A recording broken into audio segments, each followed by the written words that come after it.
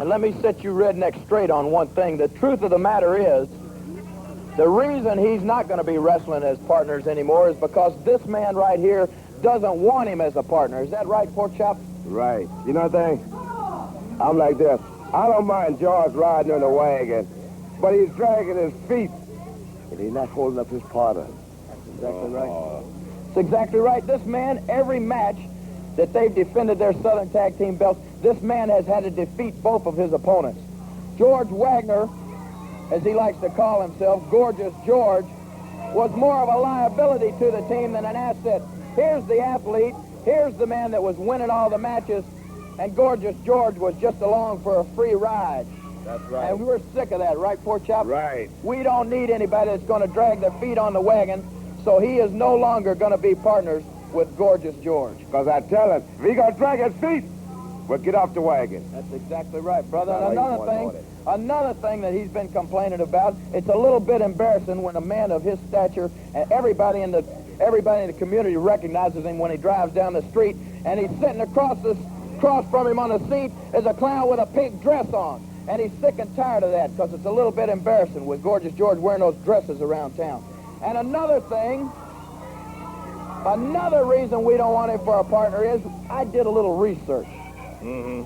I know you saw Roots. I saw it. I did a little research into Gorgeous George's roots.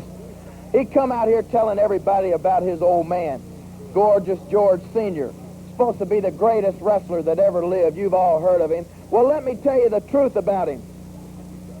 He died drunk in an alley, broke, penniless. He was an alcoholic. He died of cirrhosis of the liver. He was a bum. And Gorgeous George tried to pattern his life. You mean he was a drunk? Come on, George. He was a drunk. I know what he said. Hey, Lawler, I want to tell you something right now, you big garbage mouth punk. I'm sick and tired of listening to you run your mouth. I'm sick and tired of you running the Army. I'm not in your Army. The only reason I was is because it was a financial situation. The rest of these turkeys that you had in your Army was in there for a freebie. And you don't say things like that, because... Hey, come on. Hey, come on. Hey. Let's get somebody. Hey, come on, George. Get somebody out here.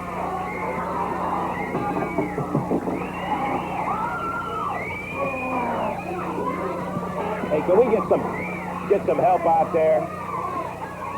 Come on. Hey, George, come on, break it up now. Look out!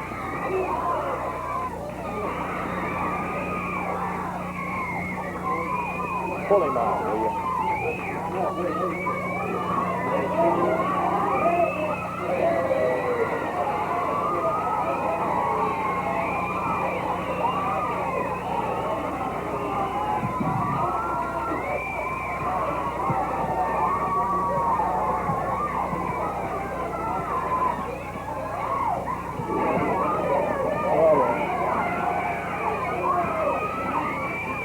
Lawler steps out here.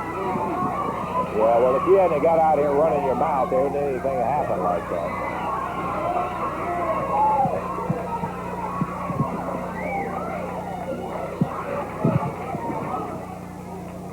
Let's see if we can get it back together here, Davey.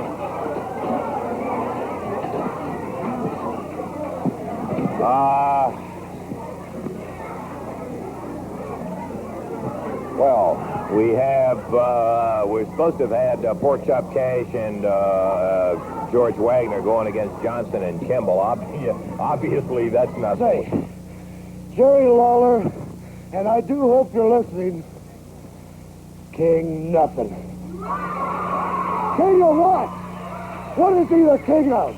He's been ramrodding things around here for a long time, and like I said before, the only reason that I went with it was the money thing, and he knew the only way he could get me was the money. Well, I'm supposed to be Purdy Pork Chop Cash's partner come Monday. Well, there's the belt. It's yours, or it's the king's, or it's somebody's. I don't want it. It's your decision to make. Instead of being partners with that Purdy Pork Chop Cash, I will wrestle against Pretty Pork Chop Cash. I don't know whether he'll get in there with you right now, George. I just want to give you a little rundown on something.